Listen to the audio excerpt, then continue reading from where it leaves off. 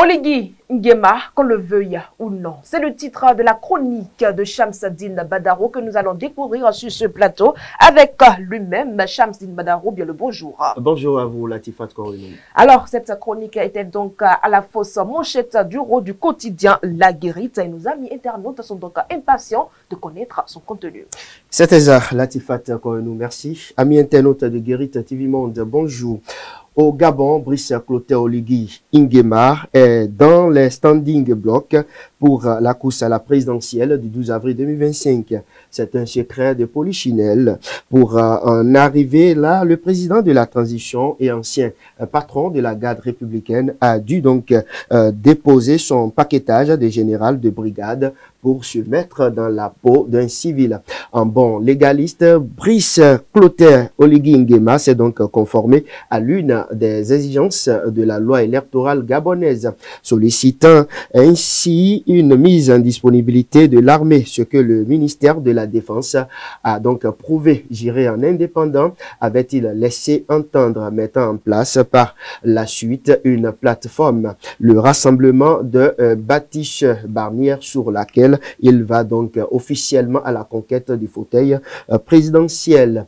Depuis le 3 mars que le général Tombé Dali Bongo a mis fin au suspense sur sa candidature pour la magistrature suprême, les commentaires et critiques vont bon train aussi bien à l'interne qu'à l'international. Dans certains milieux politique et chez certains observateurs et analystes, c'est une trahison. Il aurait pu sortir par la grande porte en ne se lançant pas dans la compétition.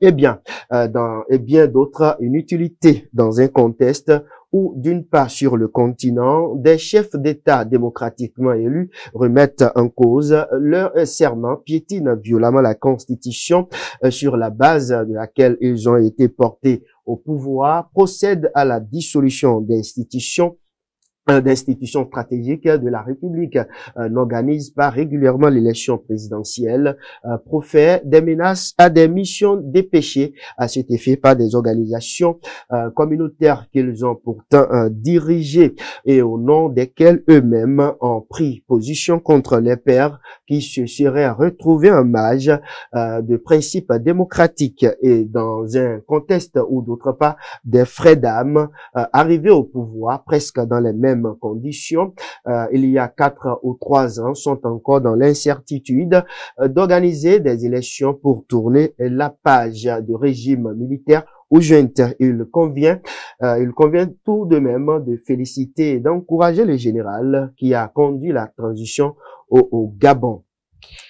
Oligui Nguema, qu'on le veuille ou non, est resté dans le délai souvent imposé par les institutions communautaires dans des cas de prise du pouvoir par les armes ou de remise en cause de l'ordre constitutionnel. En 18 mois, il a su faire l'essentiel du job en marquant les esprits.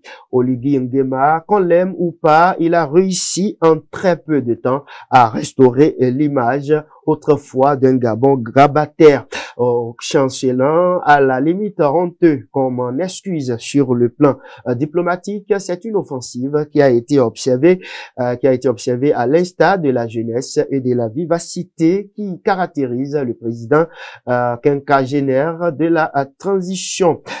Point besoin de le prouver. L'infatigable Brice Clotaire Oligui Nguema était sur tous les fronts.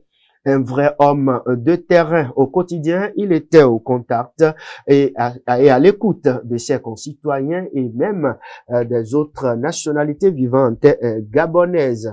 Pratiquement tous les secteurs du développement ont reçu la touche du bâtisseur, infrastructure routière, marchande, assainissement, électricité, l'emploi de la jeunesse, sans oublier sa lutte implacable contre l'enrichissement illicite, la prévarication. Il ait pu faire tout cela à la suite d'un système qui s'est enraciné voilà, du père au fils pendant 56 ans et auquel on ressasse qu'il a appartenu sur plusieurs années. Ce n'était pas évident. Alors, une question se pose à Shamsuddin Badaro. Oligui, le favori?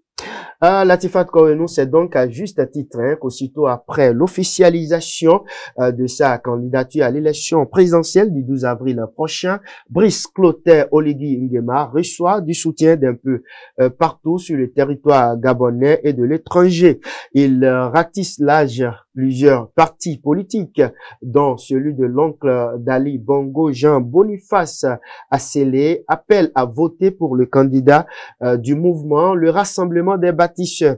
C'est aussi le cas de l'actuel Premier ministre Raymond Ndong Sima et son parti, ainsi que du Rassemblement pour la patrie et la modernité d'Alessandre Barreau Chambrier, actuel vice-premier ministre. L'Union nationale de Paulette Missambo, présidente du Sénat, et Florentin Moussavou, président de Conscience et Action citoyenne. Dans le lot des partis qui soutiennent Oligui Clotaire Nguema, il y a plus de 1200 associations ayant déjà adhéré à la plateforme des bâtisseurs, et ça ne faiblit pas.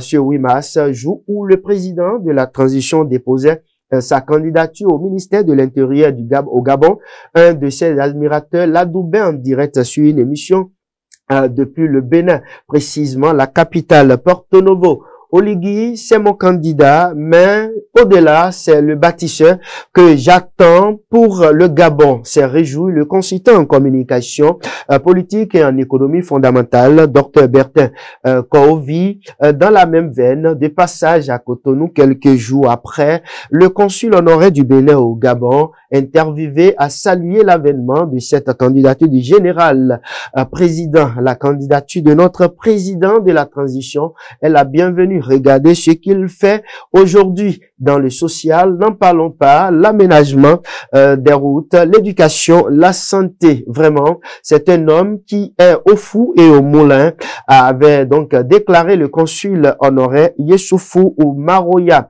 À Bonvin, point d'enseigne au peuple gabonais d'opérer le bon choix au thème de la campagne qui sera ouverte fin mars. Mais au nombre des 4 candidatures retenues, le président Brice Clotaire Oligui Nguema, pas a priori est favori. C'est une question de logique.